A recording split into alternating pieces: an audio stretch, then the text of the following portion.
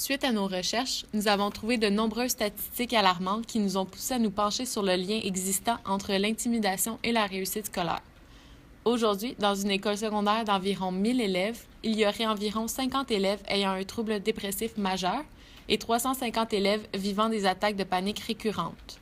De plus, jusqu'à 10 étudiants vont commettre une tentative de suicide au courant de leur étude secondaire. En effet, la souffrance dans laquelle vivent ou ont déjà vécu au moins un adolescent sur 3 au Canada aurait un impact direct sur la réussite scolaire ainsi que leur motivation. De plus, la réussite scolaire peut elle aussi avoir un impact sur le comportement d'un individu et ainsi le pousser à intimider ses pairs. Pour commencer, nous avons eu à définir l'intimidation afin de pouvoir trouver le lien qui existe avec la réussite scolaire. Donc, l'intimidation, dans le fond, ça consiste à blesser quelqu'un physiquement ou mentalement, tout dépendamment du but de l'intimidateur. Donc, dans le fond, l'intimidation, ça peut se faire en groupe ou ça peut se faire seul aussi. Le but demeure le même, par contre, c'est tout le temps de blesser la personne en question. Donc, ce qui est vraiment inquiétant dans l'intimidation, c'est le fait qu'il y a un rapport de force inégal. Donc, dans le fond, l'intimidateur est toujours plus fort, plus puissant, plus grand, généralement, que la victime, qui est tout le temps plus vulnérable. Les acteurs de l'intimidation, c'est la victime, l'intimidateur, puis il y a aussi les témoins qu'on entend un peu moins parler. Donc, il y a les témoins spectateurs qui, eux, font juste assister aux scènes sans réagir. Souvent, ça, malheureusement, ça encourage l'intimidateur à continuer son intimidation. En tout cas, l'intimidation a toujours les mêmes répercussions. Donc, on peut voir, dans le fond, que l'intimidation peut pousser les gens au décrochage scolaire et c'est ce qu'on va vous expliquer un peu plus loin dans la vidéo. Par la suite, nous avons défini la réussite scolaire puisque cette définition peut être très différente pour chacun. La réussite scolaire, c'est vraiment relatif à chacun. Pour certains, il peut seulement s'agir d'obtenir la note de passage, c'est-à-dire 60%, alors que pour d'autres, il peut s'agir seulement d'acquérir des connaissances générales. Aussi, la note obtenue peut être une réussite pour certains, alors que d'autres, pas du tout. Le seuil de réussite est souvent lié aux 3 modes d'éducation émis par l'UNESCO, soit l'éducation formelle, l'éducation non informelle et l'éducation informelle. L'éducation formelle, dans le fond, c'est vraiment lié à l'éducation scolaire. Ça régit sur les formes du ministère de l'Éducation, c'est structuré. Tandis que pour l'éducation informelle, c'est vraiment les connaissances apprises tout au long de la vie. Donc, l'intimidateur dans l'éducation formelle est présent à tous les niveaux d'éducation, donc le primaire, le secondaire, le cégep, l'université et autres. Contrairement à ce qu'on pourrait croire, les intimidateurs sont également touchés par le décrochage scolaire. En effet, beaucoup d'intimidateurs agissent de façon malsaine due aux nombreux problèmes qu'ils ont dans leur vie au quotidien. Parfois, les intimidateurs éprouvent de grandes difficultés à l'école, ce qui influencerait énormément leur façon d'agir. Les gens qui ont de la difficulté à l'école ne deviennent pas nécessairement des intimidateurs. Par contre, lorsqu'ils ont peu de moyens pour remédier à leur situation, ils peuvent développer un sentiment d'évitement vis-à-vis de l'école ainsi qu'un sentiment d'impuissance. Donc, n'importe qui se retrouverait dans une situation où il se sent totalement impuissant voudrait tenter de trouver une solution. Donc, dans le cas des intimidateurs, ils prennent l'intimidation comme une solution pour ne plus se sentir aussi mal dans leur peau et aussi impuissants. Donc, l'intimidation donne le contrôle à l'intimidateur et l'aide à remonter son estime de soi puisqu'il rabaisse ses victimes. Ces intimidateurs ne sont pas tous fondamentalement mauvais, parfois ils sont juste extrêmement malheureux. En effet, on note qu'environ 43% des intimidateurs seraient déprimés, ce qui est près de la moitié. De plus, puisque l'intimidateur éprouve des grandes difficultés à l'école, il est davantage porté à transgresser les règles puisque l'école devient pour l'intimidateur un lieu indésirable où il est en échec. Il est donc plus difficile de faire cesser l'intimidation. Donc, les intimidateurs peuvent être suspendus à de nombreuses reprises, ce qui les obligerait ainsi à s'absenter de l'école souvent. D'ailleurs, l'absentéisme est fréquent chez les intimidateurs pour de nombreuses raisons, soit parce qu'ils se font suspendre ou expulser, comme on l'a dit un peu plus tôt, ou tout simplement parce qu'ils ne sont pas motivés ni impliqués dans leur vie sociale. Le fait de manquer des cours, les examens et de la matière rend l'apprentissage de l'individu beaucoup plus difficile. Cela pourrait entraîner une diminution du rendement scolaire et éventuellement mener l'intimidateur vers un échec ou tout simplement vers le décrochage scolaire. On associe souvent l'éducation et l'apprentissage comme étant synonymes. Cependant, l'apprentissage ne se limite en aucun cas qu'aux institutions scolaires. Évidemment, il existe plusieurs formes d'éducation qui découlent des activités courantes de la société d'aujourd'hui, tout en restant indépendant des structures ministérielles établies par l'État. Effectivement, on peut apprendre dans divers domaines, tels les milieux de travail, les activités personnelles comme les loisirs, ainsi que le milieu familial, et c'est ce que c'est que l'éducation informelle.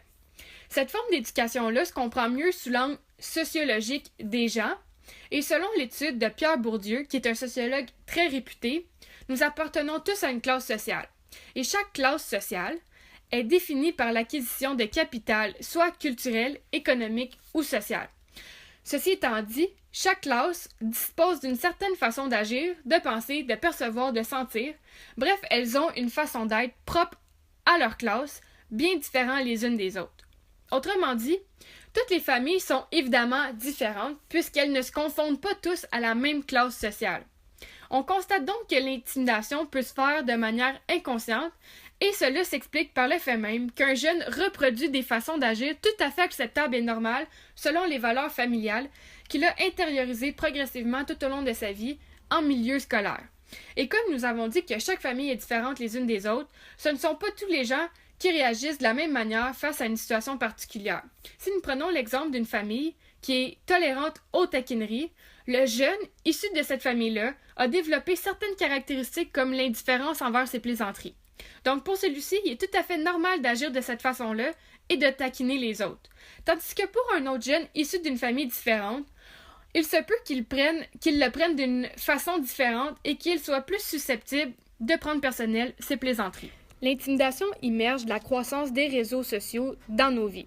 Aujourd'hui, ce sont Facebook, Instagram, Snapchat, Twitter qui ponctuent nos vies. En effet, on compte plus de 600 millions d'utilisateurs sur Instagram en 2016 et 1,73 milliard d'utilisateurs sur Facebook.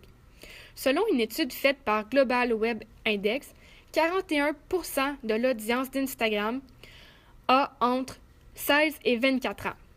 On en conclut donc que la majorité des internautes sont des étudiants, puisque, comme on le sait, la tranche d'âge moyenne des étudiants du secondaire, du cégep ainsi que de l'université bascule entre 12 et 26 ans. Ces avancées technologiques-là permettent la création d'une identité virtuelle qu'on identifie bien souvent comme une porte d'entrée aux intimidateurs, puisque ceux-ci se cachent courageusement derrière des pseudonymes pour ensuite attaquer la vie des gens. Toutefois, cette forme d'intimidation omniprésente-là tend toujours vers les mêmes principes qui consistent à blesser une personne ou un groupe d'individus sur le plan psychologique. La cyberintimidation découle principalement du jugement et des comparaisons faites par l'intimidateur à l'égard de la victime sur les réseaux sociaux. Donc, de plus, comme nous avons dit antérieurement, les réseaux sociaux englobent comme actifs la grande majorité des adolescents et des adultes de ce monde. Chaque seconde, 4100 statuts sont partagés sur le fil de Facebook, 1,8 million de j'aime sont attribués chaque minute et 4,5 milliards de j'aime se propagent chaque jour en ligne. Ainsi, les victimes d'intimidation se sentent impuissantes face à l'entièreté du public de ces grandes plateformes. Les conséquences de l'intimidation restent semblables à celles de l'intimidation telles que l'anxiété, l'insomnie, la dépression, la phobie sociale, l'isolement, la solitude, le manque d'estime de soi, l'absentéisme et les difficultés scolaires. Les symptômes de la cyberintimidation sont d'autant plus très dangereuses et néfastes pour la vie de tous ceux et celles qui la subissent. Par ailleurs, ce qui rend la cyberintimidation aussi dommageable, c'est avant tout le fait que cette forme d'intimidation nous suit partout, comme à l'école, à la maison, dans notre chambre et même dans notre lit. Donc, les victimes sont prises pour cible, qu'elles soient en échec scolaire ou non. On retrouve certains aspects communs, par contre, chez les victimes d'intimidation, en commençant par une lacune au niveau de leur capacité à interagir avec les autres sur le plan social et affectif. Souvent, ces victimes sont donc exclues socialement par les autres dû à cette difficulté. La victime qui est alors isolée peut sembler différente des autres, ce qui entraîne malheureusement l'utilisation des mots tels que « rejet », « bizarre » pour décrire la personne, ce qui est de l'intimidation verbale bien entendu. L'intimidation verbale peut également se transformer en intimidation physique lorsqu'un intimidateur voit que personne n'intervient lorsqu'il y a de l'intimidation verbale. Il peut donc continuer dans cette voie. Les victimes sont donc extrêmement vulnérables car il leur est difficile de demander de l'aide et de dénoncer. Donc, c'est la différence en général qui est mise de l'avant par l'intimidateur. Donc, la victime, dans de nombreux cas, est différente de la majorité. Donc, on pourrait penser à quelqu'un de couleur plus foncée qui se ferait intimider parmi des gens de couleur plus pâle, par exemple, ou quelqu'un ayant une orientation sexuelle complètement différente des autres pourrait être plus porté également à se faire intimider. En effet, 3 jeunes sur 4 disent avoir été intimidés en raison de leur orientation sexuelle ou de leur genre, ce qui est une très grande majorité. Physiquement, les victimes peuvent être épuisées dû à cet harcèlement constant ou blessées dû à la violence de l'intimidation. Dans les 2 cas, la personne ne peut pas réfléchir normalement et pourrait avoir de la difficulté à se concentrer. De plus, la victime pourrait avoir de la difficulté à dormir et vivre ainsi beaucoup d'insomnie liée au stress. Il est donc plus difficile pour elle d'être en pleine forme le lendemain pour l'école si elle n'arrive pas à dormir la nuit. Bref, dans tous les cas, les conséquences physiques de l'intimidation déconcentrent énormément la victime dans ses apprentissages et nuisent du fait même à sa réussite. Donc, au-delà des conséquences physiques, on observe de nombreuses conséquences au niveau de la santé mentale. L'intimidation est parfois très violente et les victimes sont parfois très vulnérables, ce qui fait en sorte que de nombreux troubles peuvent apparaître chez ces personnes. Les victimes sont fortement touchées par la dépression, par exemple. Elles sont malheureuses, elles s'isolent et dans de nombreux cas, les victimes intériorisent les insultes. Ils ont donc ainsi une image biaisée d'eux-mêmes. Leur estime de soi est extrêmement basse, ce qui rend l'implication scolaire plus difficile. D'autres troubles peuvent également apparaître suite à des épisodes d'intimidation et nuire à la réussite scolaire. On retrouve parmi ceux-ci des crises de panique récurrentes, une phobie scolaire, qui est une peur démesurée de l'école, de l'anxiété et parfois même la phobie sociale. La phobie sociale, c'est avoir peur de se retrouver dans une situation où la personne pourrait se faire juger ou critiquer par d'autres. Finalement, l'intimidation peut pousser la personne à vouloir mettre fin à ses jours. Le suicide peut malheureusement être une conséquence de l'intimidation.